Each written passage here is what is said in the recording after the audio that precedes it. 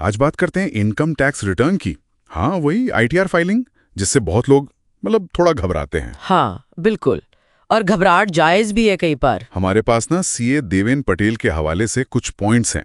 वो बताते हैं कि लोग आमतौर पर कहाँ चूक जाते हैं। अच्छा। और उनका अंदाज तो मजाकिया है, पर चेतावनी बिल्कुल सीधी है।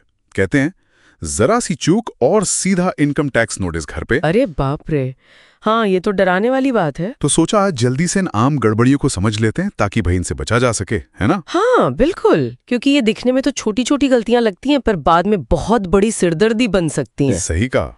तो चलिए देखते हैं, सबसे पहली और जो सबसे आम गलती लोग करते हैं वो क्या है। हाँ, तो पटेल जी के हिसाब से सबसे पहली और कॉमन मिस्टेक गलत आईटीआर फॉर्म चुन लेना। अच्छा। जैसे किसी की सिर्फ सैलरी इनकम है, तो उनको लगता है भाई आईटीआर 1 भर देते हैं, काम खत्म। हाँ, सिंपल लगता है। या एक से ज्यादा घर हैं। हाँ, रेंटल इनकम है। हाँ, तो फिर आईटीआर 2 या शायद कोई और फॉर्म लगेगा।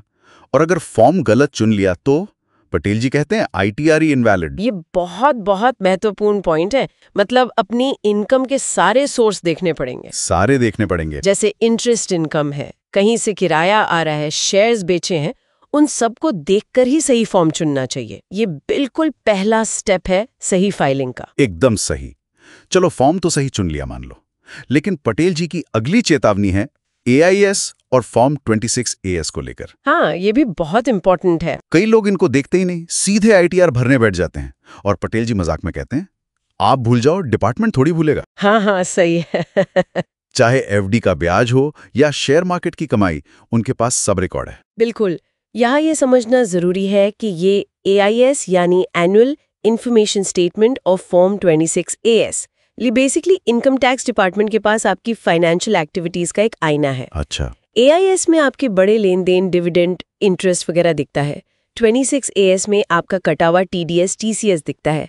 तो आईटीआर भरने से पहले इनको चेक करके मिलाना बहुत जरूरी है। हाँ, वरना मिसमैच होगा। हाँ, अगर आपकी बताई इनकम इनसे मैच नहीं हुई तो भाई सवाल तो उठेगा, डिपार्टमेंट पूछेगा कि ये फर्क क्यों है। तो ट्रांसपेरेंसी बहुत जरूरी है। मतलब ये एक तरह से हमारी फाइनेंशियल कुंडली है जो डिपार्टमेंट के पास पहले से है। हाँ, कह सकते हैं। अच्छा, अब तीसरी गलती जिस पर पटेल जी का खास ध्यान है, जो इनकम टैक्स फ्री है उसको दिखाना भूल जाना। हाँ, एग्जेम्प्ट इनकम। हाँ, जैसे एचआरए मिला या कोई एलआईसी मैच्योरिटी आई या खेती से कमाई हुई। लोगों को लगता है इस पर टैक्स तो लगना नहीं, तो क्यों बताएं। और यही गड़बड़ हो जाती है। अच्छा। हाँ, क्योंकि नियम ये कहता है कि भले ही इन पर टैक्स ना लगे, आपको इन्हें रिटर्न में सही जगह पे दिखाना ही होगा। वो एग्जेम्प्ट इनकम का एक सेक्शन होता है, ओके। उसमें ऐसे मेंशन करना जरूरी है। नहीं तो ऐसा लग सकता है कि आप कुछ जानकारी छुपा रहे हैं।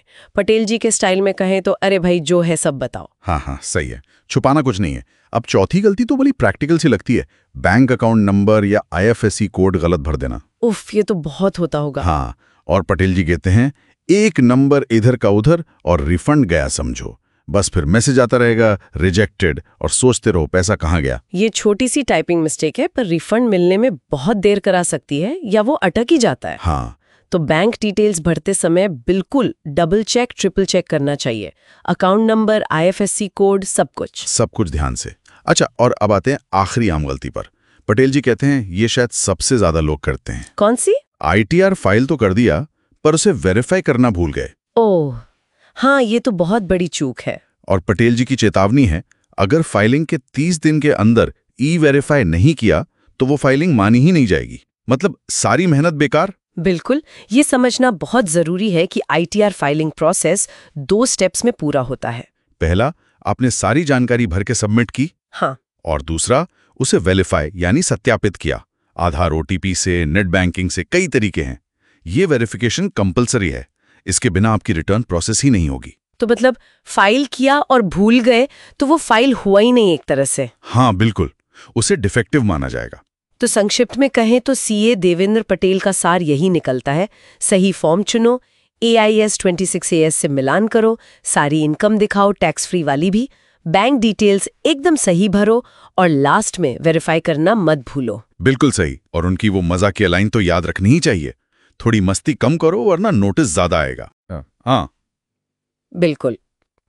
देखिए, टैक्स फाइलिंग सिर्फ एक नियम का पालन करना नहीं है, ये अपने फाइनेंशियल रिकॉर्ड्स को साफ और सही रखने का एक तरीका भी है। हाँ, ये भी बात है। इसके आगे चलकर फायदे होते हैं, जैसे लोन वगैरह लेना हो तो आसानी होती है। तो अब सोचने वाली बात यह है कि इस पूरी बातचीत के बाद अगली बार जब कोई अपना ITR भरे तो अपनी चेकलिस्ट में ऐसा कौन सा एक छोटा सा एक्स्ट्रा पॉइंट जोड़ सकता है जिससे ये आम गलतियां हो ही ना।